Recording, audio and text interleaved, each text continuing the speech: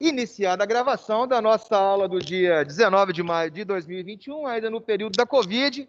Nós estamos no modelo híbrido, uma galera aqui, todo mundo de máscara, quem já pegou, quem não já pegou, quem foi vacinado, quem não foi. Eu não fui vacinado ainda, porque eu sou um cara muito novo, né? É uma das poucas vezes que ser novo não é legal. Aí você fala assim, por quê? Porque, pô, tem uma galera aí que já vacinou. O Adelamo vai tomar a segunda vacina dele, já está voltando já para a sala de aula, sacou? Ele tomou uma, agora vai tomar no máximo em 15 dias, ele toma a segunda dose. Então a galera vai voltando para o presencial. Show de bola?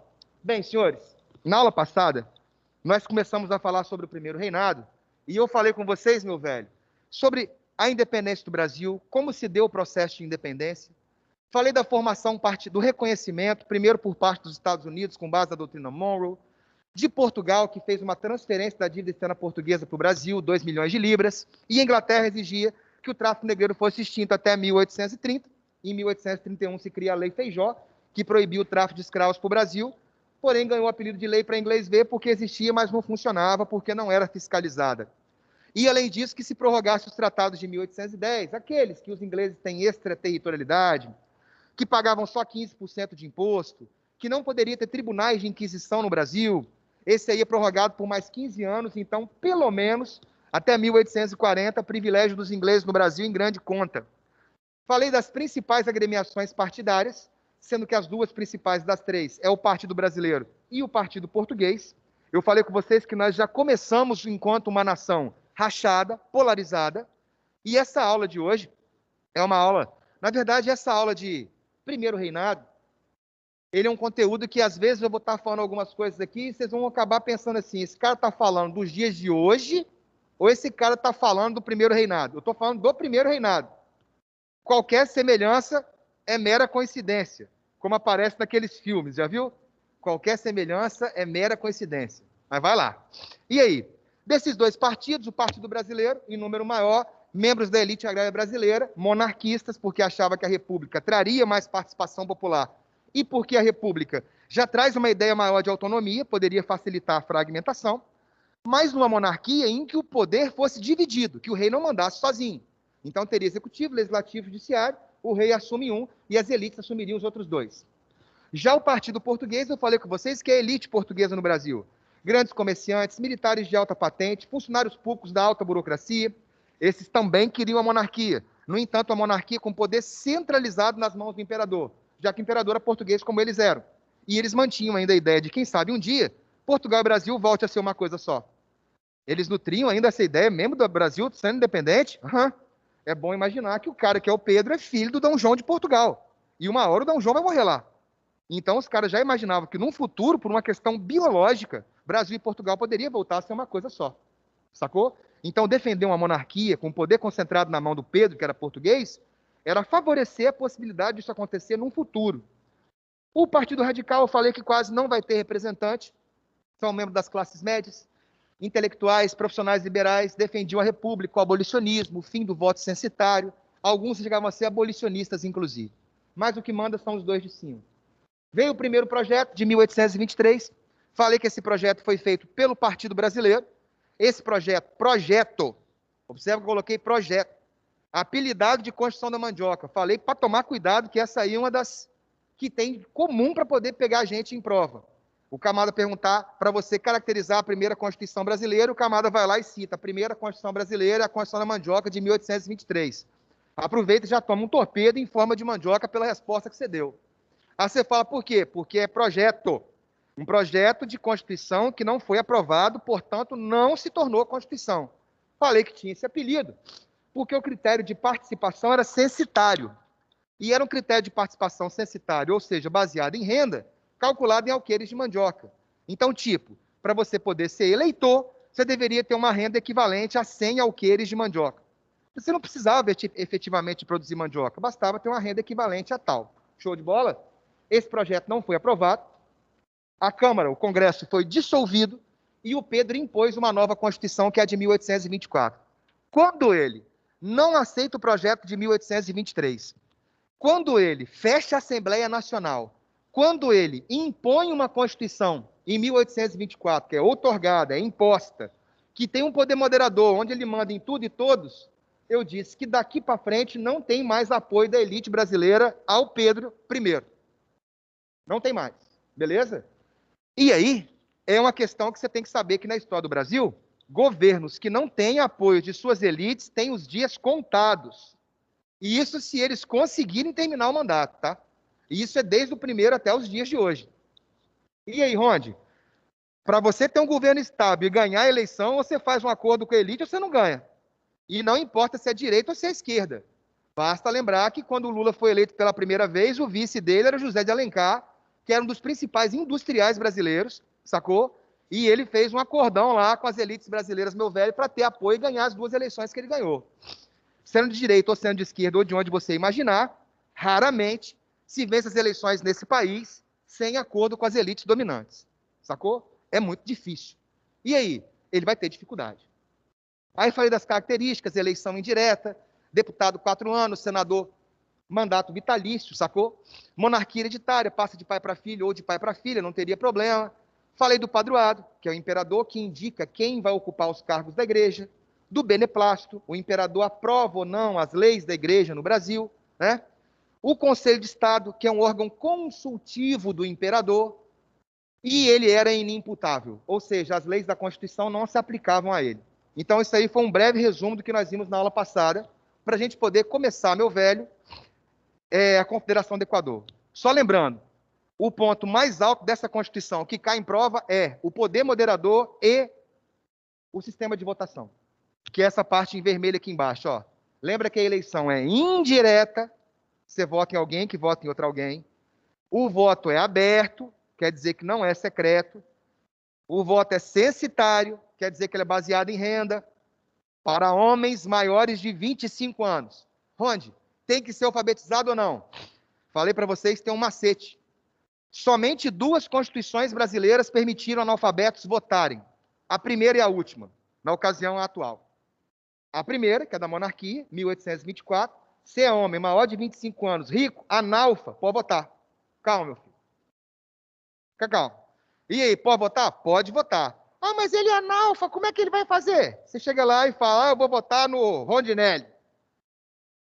Você poderia oralizar, externar o voto, beleza? Então, era uma forma que homens ricos maiores de 25 anos poderiam votar, mesmo sendo analfas. Podem se candidatar? Não. Aí, na atual Constituição, os analfinhas participam? Sim. São obrigados? Não. Podem se candidatar? Não. E nem me venha com aquelas histórias, o Lula é analfa, o Tiririca é analfa. Não se provaram como tais. Porque o nome é o quê? Ah, minha filha, porque ela é analfabeta. Como é que ela vai ler um projeto, aprovar uma lei e tal e coisa? Ela vai ter que acreditar em algum assessor dela, concorda? Então, tipo assim, a ideia do analfabeto não participar, de um ponto de vista, ela é meio preconceituosa, pode crer? Só que algumas coisas têm que ter limites. Porque se você considerar que isso é preconceito, você simplesmente vai dar a possibilidade de uma pessoa ocupar um cargo para poder fazer alguma coisa que ela simplesmente não tem a mínima base para fazer. Enquanto você é um camarada que é um eleito, você tem que ter uma capacidade de oratória, de leitura, de interpretação de projetos, para você poder efetivamente votar a favor ou contra. Um camarada que é analfabeto, ele vai ter dificuldades para isso. Ou vai depender exclusivamente de outros que o auxiliem. E esses outros que o auxiliem podem fazer aquilo que ele quer ou não, ou podem manipulá-lo. Sacou? Então, tipo assim, começamos a enxergar de que algumas coisas elas não são preconceituosas, elas são apenas para dar limite, sacou? Do tipo assim, todos nós somos cidadãos, beleza? Mas você pode ser candidato ao cargo de presidente? Você tem quantos anos?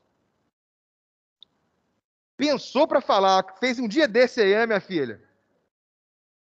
Ah, então você está igual o Dom Pedro, com 15 anos incompletos. Você está com 18. Vai fazer vintão. Beleza. Não pode ser presidente. Por que ela não pode? Ela é cidadã, é alfabeta, sabe ler e escrever, alfabetizada. E aí? Não pode por quê? Idade mínima, 35 anos, ela não tem. Ah, eu posso. Rondinelli na cabeça, ano que vem, para presidente da República contra o Lula e o Bolsonaro. Tá me entendendo, meu velho? Aí eu voto. Ano que vem eu vou estar em Nárnia quando acontecer essa eleição. Tá me entendendo? Que o pau vai quebrar, meu filho. Já tem gente buzinando, ó. Se não for um kkkkkk. Vamos ver se é um kkkkkk. É um kkkkkk.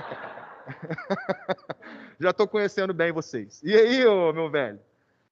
Lembra, então, homens maiores de 25 anos não precisavam de ser alfabetizados. Aqui tem uma exceção. Eu costumo não falar exceção, que eu nunca vi cair em vestibular, mas homens maiores de 21 anos, casados, com renda mínima, podiam votar também. Ah, a lei falava 25. Aham. Mas se eu fosse de 21 anos, casado e com a renda, eu poderia. Tem essa exceção, mas eu nunca vi ela cair. Beleza? E aí vamos à Confederação do Equador. Essa é a primeira e grande revolta que o Pedro encara no governo dele efetivamente. E ela é uma revolta que você tem que tomar cuidado, porque ela é uma revolta separatista, mas não é uma revolta separatista igual você viu as outras. Confidência Mineira, Conjuração Baiana e Insurreição Pernambucana. Porque elas são movimentos separatistas de Portugal.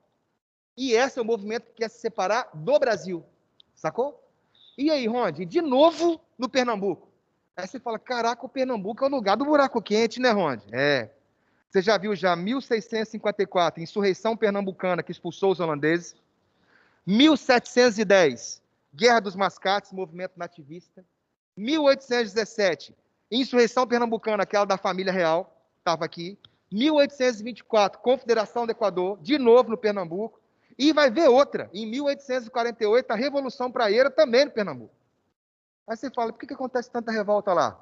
Uma coisa fácil de você entender é que lá se formou a primeira elite brasileira, e que teve importância durante muito tempo por causa da cana-de-açúcar. Sacou? Só que a cana-de-açúcar entrou em decadência, e essa elite entrou junto. Outra coisa que faz essa elite entrar em decadência é o fato de que a capital, querendo ou não, era no Nordeste. Era em Salvador, então muitas das coisas dos cargos, dos empregos, dos órgãos iam para aquela região. Isso enriquecia aquela região também. É igual você imaginar Brasília. Tem lojas que só existem em Brasília, não existem em nenhum outro lugar do Brasil. Aí você fala, por quê? Porque lá tem um público específico que não tem em nenhum outro lugar do Brasil. Diplomatas, embaixadores, cônsules e toda a nata política administrativa da alta cúpula estão lá. Gente, ó, do mais alto capital de ganho para poder comprar aquilo que em outros lugares as pessoas não teriam. Sacou? E aí, velho? E para piorar, aquilo que o Pernambuco produzia está em decadência econômica e vale muito pouco no mercado. E para piorar, a independência não modificou as coisas para os pernambucanos. Muitos imaginavam que com a independência a situação ia melhorar, ia diminuir imposto, ia ter mais participação política, ia ter autonomia. Teve nada. Trocou 6 por meia dúzia. Falei com vocês que o cara que proclamou a independência é o mesmo cara que colonizava. Continuamos na monarquia com a mesma família real. O poder continuou concentrado nas mãos dele. Ele pode nomear quem vai governar cada lugar. Os impostos cada vez maiores para poder pagar as contas das dívidas do império que está fazendo. Então o povo não viu a independência como algo melhor para eles em nada. Para piorar. E sempre pode ficar pior. Além do poder concentrado nas mãos do imperador, eu já falei que a economia ia de mal a pior. Os gêneros agrícolas daquela região estavam em plena decadência. Sacou? E o fato do cara ter o poder moderador, que muitos vão considerar abusivo e de fato é, e dele poder vetar e aprovar o que ele quer em qualquer momento, era a gota d'água. Sacou? Era a gota d'água. Fala, minha filha. A capital saiu de Salvador e foi para o Rio de Janeiro com o Marquês de Pombal, na época da mineração. Marquês de Pombal. Na época da mineração, quando o Marquês de Pombal veio para o Brasil, isso aí é matéria que a gente já deu tempos atrás. O Marquês de Pombal transferiu a capital de Salvador para o Rio de Janeiro para ficar mais perto da região mineradora e facilitar a fiscalização. Sacou? E aí, quando você traz a capital para o Sudeste, os empregos, os cargos e todas as verbas que iam para aquela região passam a vir para o Sudeste. Então, você já deixa automaticamente de ter um monte de emprego, um monte de cargo, um monte de vaga, um monte de órgão que não tem mais. Isso já contribui para a sua decadência econômica. Ó, para quem não tem ideia, o Rio de Janeiro é um estado daqueles mais ferrados do Brasil, economicamente falando, nos dias de hoje. E uma das coisas que fez aparecer esse buraco gigantesco de dívida no estado do Rio de Janeiro foi porque, durante muito tempo, os royalties do petróleo tampavam o buraco da corrupção carioca. Então, os camadas roubavam a Bangu, mas recebiam uma quantidade tão grande de royalties que conseguia cobrir aquele buraco e eles continuavam a vida. Quando veio a repartição dos royalties de petróleo, não foi mais aquela quantidade para o Rio de Janeiro. Continuando a desviar dinheiro, sem a quantidade de dinheiro entrando para tampar o buraco, os buracos apareceram. Sacou? Sabe qual foi uma das propostas que os caras têm? Que eles têm até hoje. E de vez em quando você vê um apresentar no Congresso, fazer o Brasil ter duas capitais. Igual, por exemplo, a Bolívia tem. A Bolívia tem capital em La Paz e, se eu não me engano, ela tem uma capital em Sucre, ou Santa Cruz de la Sierra, uma segunda capital. E aí, na visão dos cariocas, como o Rio de Janeiro já tem uma quantidade grande de embaixadas, como já foi capital durante muito tempo, poderia ser uma segunda capital do Brasil para voltar a receber esses investimentos estatais e poder fazer o Rio de Janeiro sair. A galera caiu de pau em cima na hora, né? Ah, tá bom. Então faz o Espírito Santo também virar a terceira capital, porque aí vai vir mais investimento para cá. Aqui tem muito italiano e alemão, podemos colocar a embaixada da Itália e da Alemanha, que já basta para a gente já. Sacou? Para poder vir. Mas cada um quer defender o dele, sacou como é que é a parada? E aí, velho? Continuavam a existir as ideias da Revolução de 1817. Ideais iluministas, separatistas, ideais da liberdade, igualdade, fraternidade. Igual existiam aqueles ideais na Inconfidência Mineira, na Conjuração Baiana. Os da Ressurreição Pernambucana são iguais, cara. Os caras têm ideia de república, ideias separatistas, ideias iluministas, baseadas no princípio da liberdade, igualdade e fraternidade, que é a matéria que você acabou de ver agora com o seu tio Adelarmo. Pode crer? Essas ideias que existiam na Inconfidência Mineira, na Conjuração Baiana, na Insurreição Pernambucana, continuam a existir aqui na Confederação do Equador. Beleza? E aí, Ronde? E aí? Os senhores devem se lembrar que o Brasil é uma monarquia unitarista nessa época. O que é uma monarquia unitarista? Todo poder emana do rei. E se o rei quiser nomear quem vai governar as províncias, ele pode. Mas para o Pedro não parecer que ele era muito tirano, o que ele fazia? Ele deixava as províncias terem eleições, cara. Então o povo do Espírito Santo votava e escolhia o presidente da província do Espírito Santo. Não era governador, não. Era presidente de província o nome. Aí saiu o nome do presidente da província.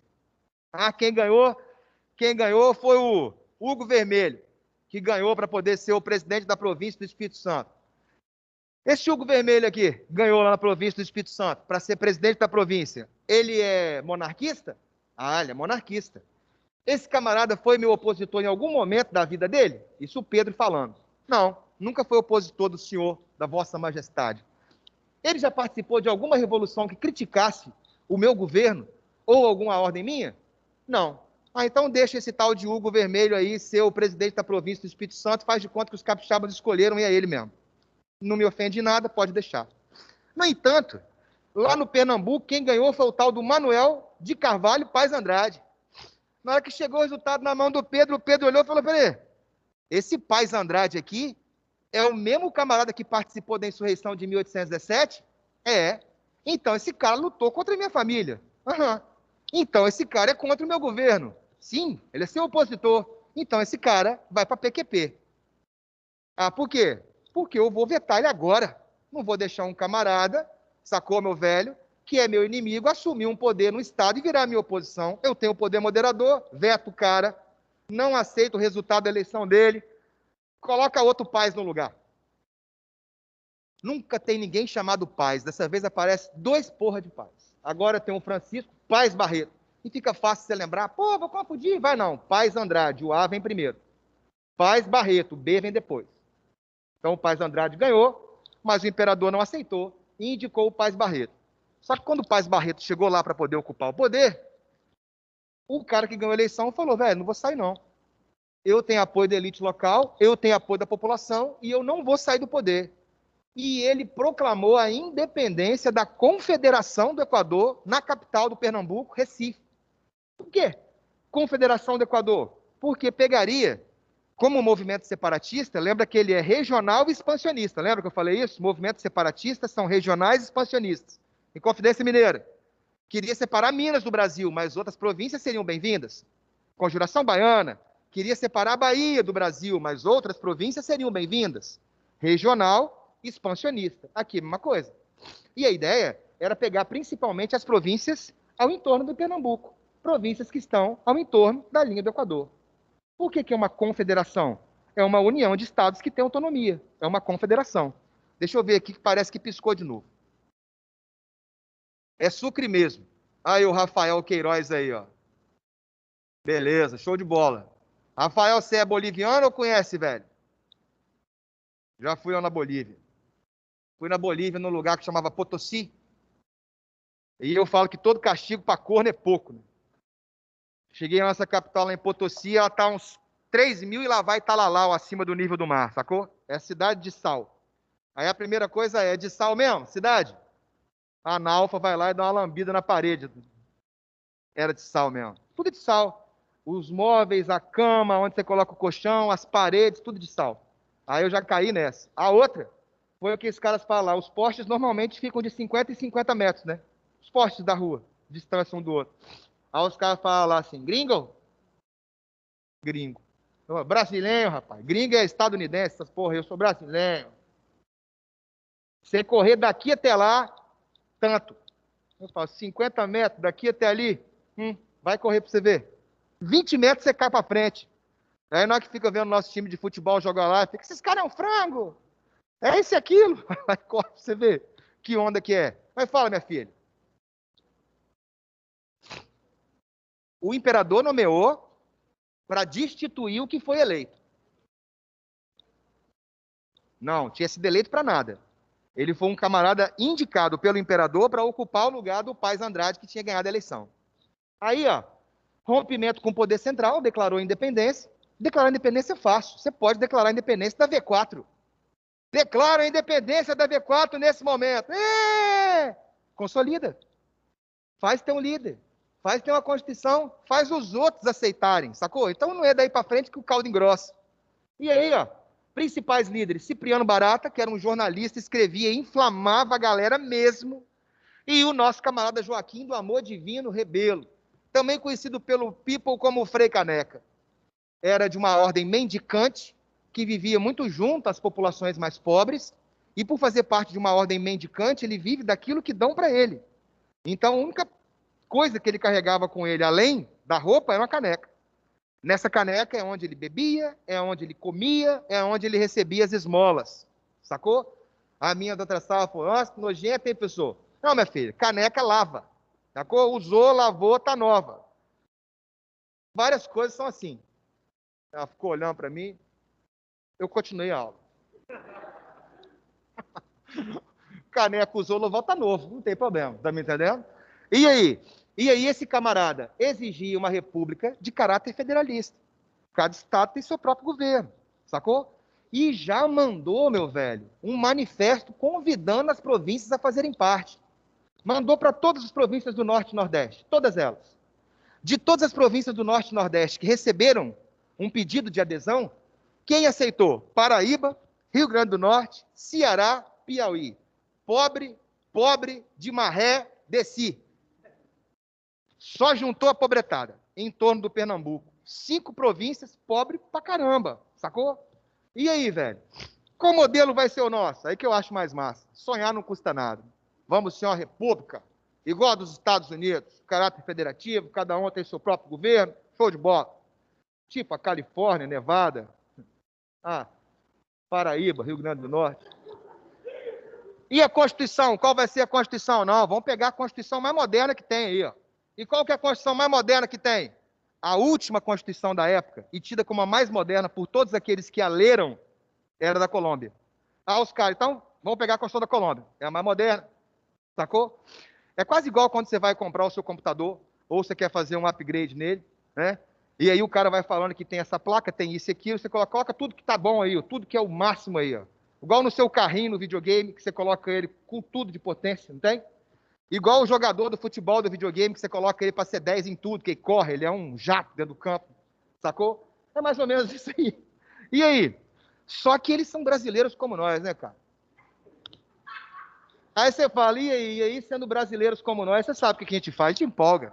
Empolga. E aí não tem quando você vai lá e abre uma conta ou baixa um aplicativo, e aí tem aquela famosa historinha do li e aceito. Tem? Aquela do li e aceito? Você já leu, minha filha? Não, né? Rapaz, eu fico vendo a quantidade de páginas. Passou de 2, eu não leio. Sacou? E tem umas que são as 30 páginas, eu vou passar o dia lendo aquilo ali, velho. É igual o manual do telefone, que eu baixei o manual do telefone para ver como mexer nele, tem 128 páginas. Falei, velho, você não tá querendo que eu sei mexer no telefone, não? 128 páginas, cara. Pô, difícil demais da conta. E aí você vai ver umas paradas, igual eu tava querendo copiar a tela, só fazer assim pro lado que copia. Então eu falei, nunca que eu ia saber. Tive que começar a ler o manual para saber, mas enfim.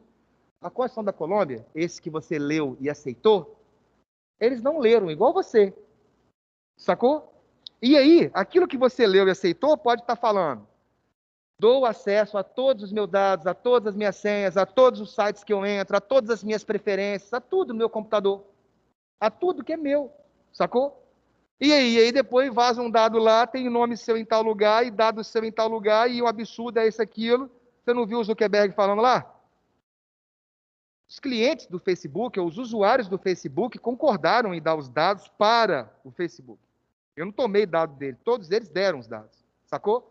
E essa Constituição da Colômbia, quando eles foram ler, eles descobriram que a Constituição da Colômbia decretava o fim do tráfico negreiro de forma imediata e tempo para acabar com a escravidão. Aí a galera, um monte de estado que depende de plantation, horror de escravos, cara, pô, como é que é? Vá, não, de jeito nenhum. Que negócio é esse de acabar com a escravidão? Que negócio é esse de acabar com o tráfico? Não. E aí, velho, um movimento que começou com os estados, com as províncias pobres, quando a elite desses estados ou províncias pobres descobre que a Constituição determinava a abolição da escravidão em prazo e o imediato fim do tráfico negreiro, as elites saem. Aí ficou só pobre, pobre, pobre mesmo. Sacou? No movimento. As elites saem do movimento. E o Pedro queria dar um castigo exemplar para que outras não acontecessem. Né? Ainda mais sem elite fora, pode passar o carro na pobretada. Mais 1 milhão de empréstimo, você tem ideia que ele não pega o empréstimo para combater a revolta, ele pega o empréstimo também para sobrar um por fora para ele usar. Se você imaginar que o Brasil, há poucos dias atrás, assumiu a dívida externa de Portugal, que era 2 milhões, você imagina agora pegando um empréstimo para combater uma revolta de 1 milhão. A dívida vai para a estratosfera. E é dinheiro para contratar o que havia de melhor de exército e marinha mercenária. Cochrane e Taylor, você vai ver eles participando em exército mercenário aqui, nos Estados Unidos, na África, na Ásia. Esses caras rodam o mundo matando gente para quem paga mais. São mercenários profissionais. E aí, velho? Cerco por terra e mar? Já era. Como assim já era? Vai liquidar a galera, vai passar o cerol mesmo. Dezenas vão ser executados.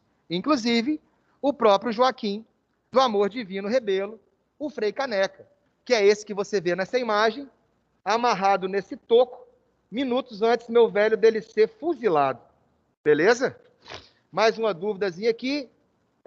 O Rafael está perguntando o que é essa área em litígio em Santa Catarina que tem no mapa da apostila. Cacete. E acabou de ir para a gravação, cacete.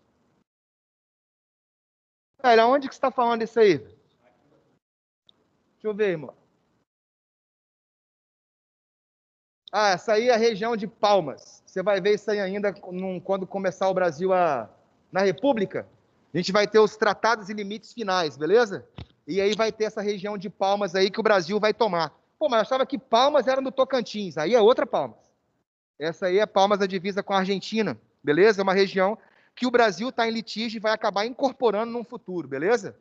Ela vai ser incorporada logo na época da Guerra do Paraguai e vai ser efetivada depois da posse dela, Rafael, lá no começo da República Velha, beleza? A bandeira do que seria a Confederação do Equador e o Frei Caneca que vai ser executado, beleza? E aí nós chegamos na parte final desse primeiro reinado, que é o processo de abdicação do Pedro. E aqui, novamente, eu vou afirmar, o que a gente vai começar a ver aqui é do primeiro reinado. Se tem alguma coisa que se assemelha aos dias atuais, são meras coincidências, pode crer? E aí, o Pedro foi um camarada que ele teve toda a possibilidade de ser um governante letrado e muito capacitado. Ele veio de Portugal para cá, moleque, teve a possibilidade de ter os melhores professores e abriu mão. teve a possibilidade de estudar nas melhores universidades do mundo e nunca quis. E passou boa parte da adolescência dele, e já na fase inicial de adulto, numa vida de esbórnia bem acentuada. Esbórnia é o nome chique para putaria, pode crer? É literal mesmo. Era um camarada que, meu velho, mulher na frente dele, não importava qual que era não, se era livre, se era escrava, se era solteira, se era casada, se era nobre ou qualquer coisa, o Pedro traçava. E não era só ele não, tinha um brother dele, que ele conhecia desde moleque, um tal de Chalaça, que ele bancava esse brother dele para tudo. Então, tipo assim, eu fazer um rock sozinho é ruim, vou levar meu brother para... Ah, mas meu brother é pobre, eu tenho dinheiro, eu pago para ele. Sacou? Igual o nosso amigo Rossi. Rossi, ano passado, da Mega Sena, ele viajando, que ele ia ganhar na Mega Sena. Falei, Rossi, porra, para de encher o saco todo dia falando que você vai ganhar na Mega Sena. Ele falou, não, você tem que me apoiar, cara. Eu falei, por quê? Ele falou, porque se eu ganhar na Mega Sena, eu vou fazer você virar meu personal amigo. Eu falei, isso é ridículo, cara. Aí ele falou, não, tanto que você ganha, eu vou pagar o dobro para você parar de dar aula, você vai ser só meu amigo. A hora que eu ligar para você, você tem que estar aqui. Da onde que o camarada arranca as histórias dessa? Da onde? Aí eu falei assim, rapaz, mas é qualquer hora, hein? Qualquer hora para ir em qualquer lugar. Eu falei, minha mulher vai achar ruim. Ele falou, não, eu pago sua mulher também. Eu falei, rapaz, você está bastante interessado, hein? Qual é? Ele falou, não, brother. Igual um frangão. Olha as ideias do cara. Esse cara também tinha um personal amigo, que era o Chalaça.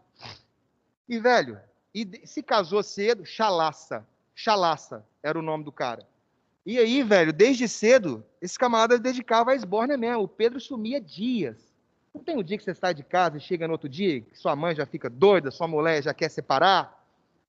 O Pedro saía de casa e voltava daqui a 15 dias. Voltava daqui a um mês. E ninguém sabia onde estava o imperador. E onde que estava o imperador? Num bordel. Também conhecido hoje como Casa das Primas.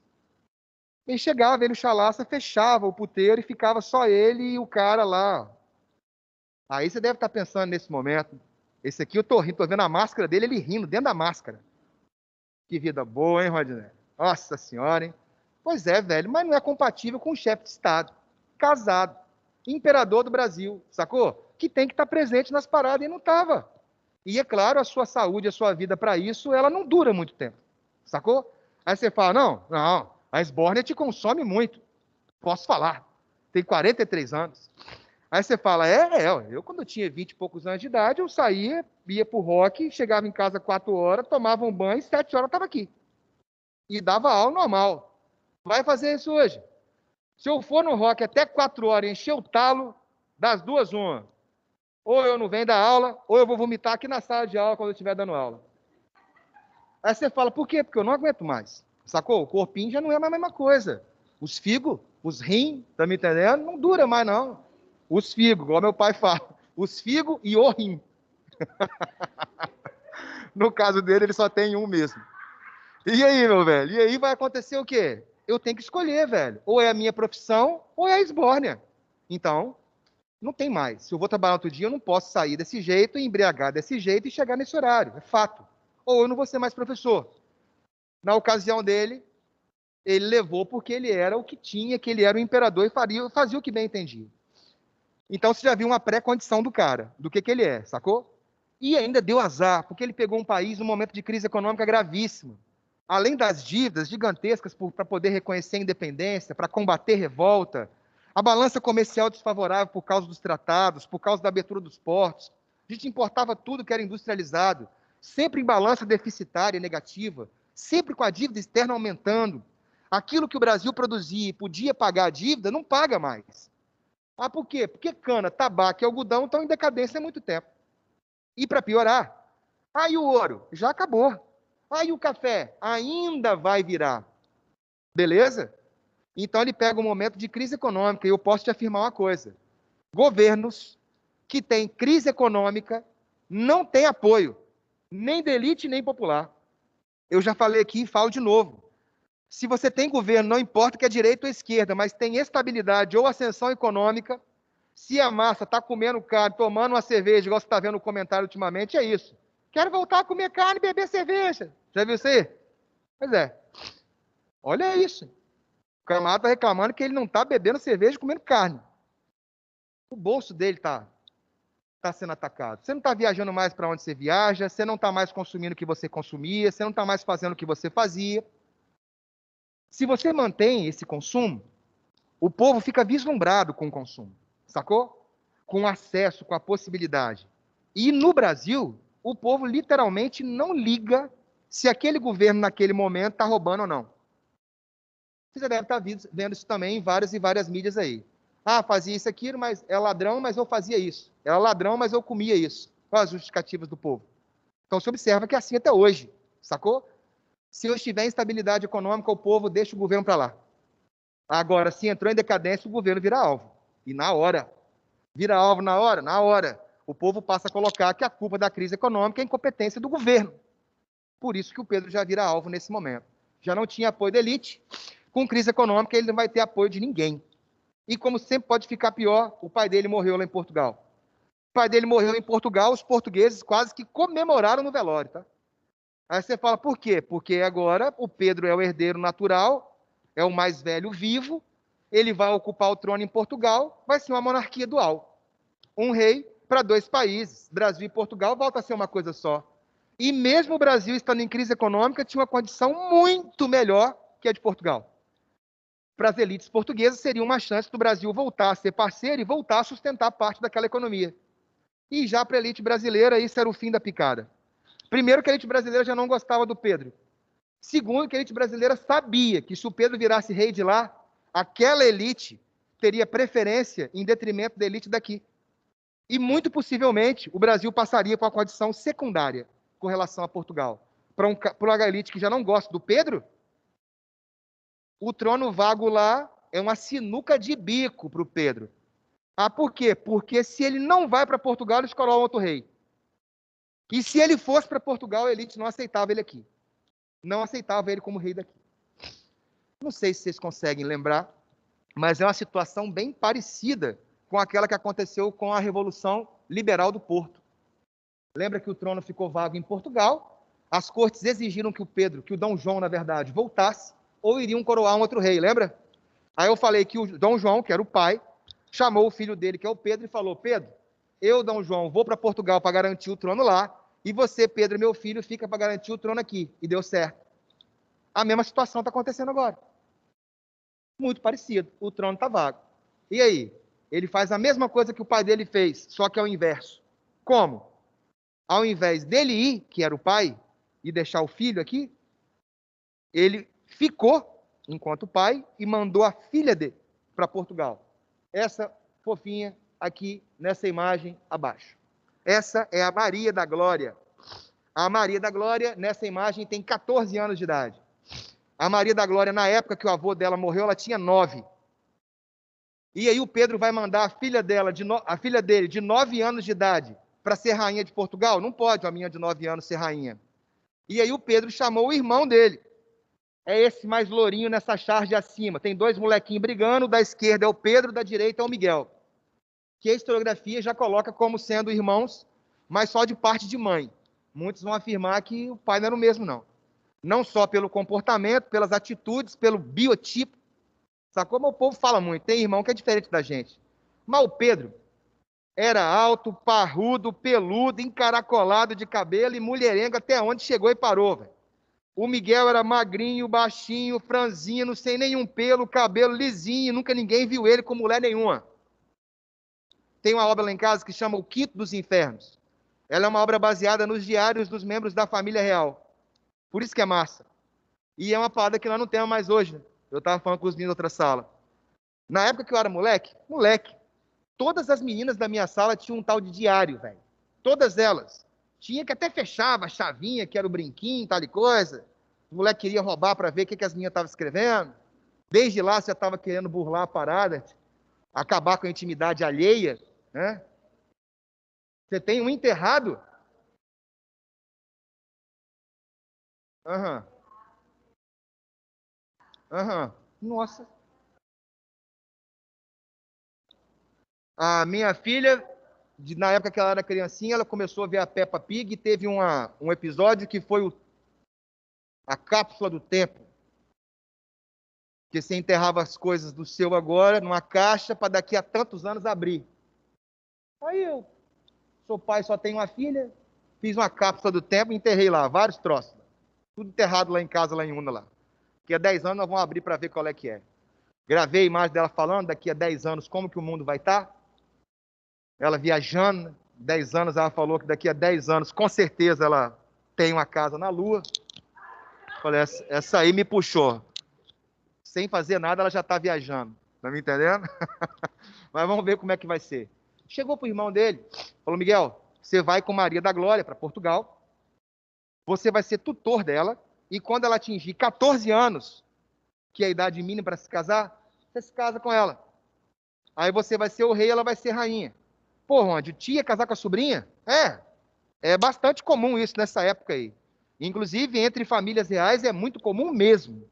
Inclusive, esse é um dos indicativos de tantos membros de realezas europeias terem problemas, meu velho, por causa de casamentos consanguíneos, pode crer? Eu estava falando na V1 ali, na minha família lá em Una, eu tenho uns parentes meus lá que eu sei que eles não funcionam direito, sacou? Eles são diferentes, cara. Tem uns camaradas que, tipo assim, eles têm uma vida que leva numa tocada diferente, tem um padrão de pensamento diferente, mas é muito diferente, sacou? Muito. Não vou contar a história aqui não, tem uma do Tijamelão que já passou na sala aí, a galera já viu qual é que é. Sacou? Aí eu fui descobrir, cara, que por que tem que escar daquele jeito na minha família? Meu bisavô, na época, tinha um montão de colono e ele teve relação com a esposa de um colono. Traiu o colono, botou chifre nele com a mulher do cara e nasceu uma menina. Beleza? E o meu bisavô, casado com a minha bisavó, teve meu avô. Sacou? Esse colono, depois que nasceu a menina, foi embora para outro lugar.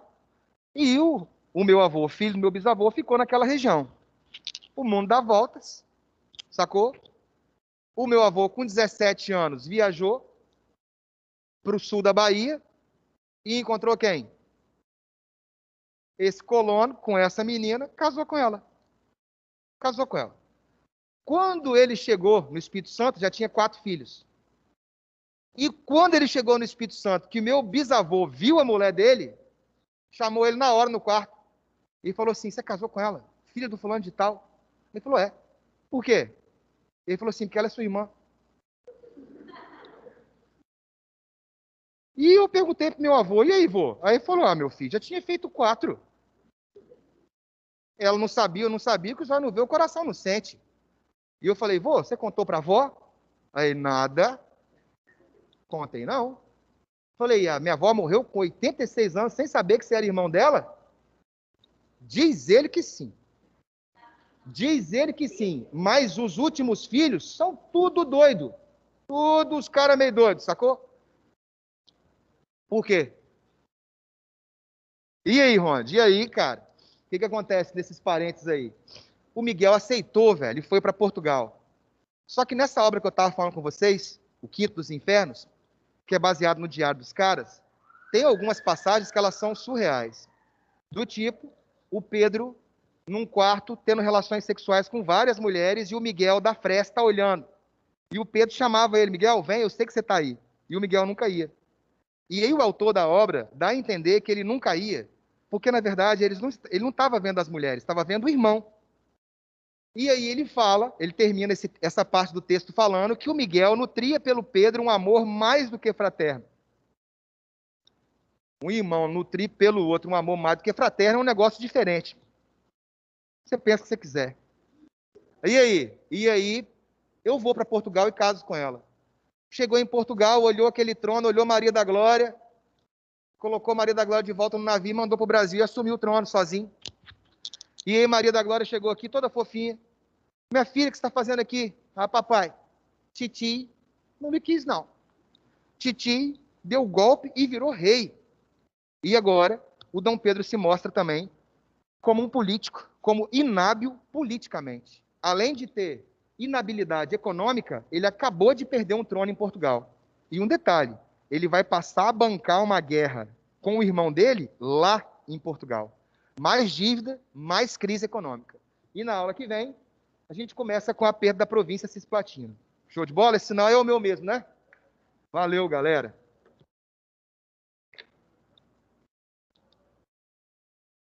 Nus. E eu pensando que tinha mais nenhuma ex. É, Kelly, é assim mesmo.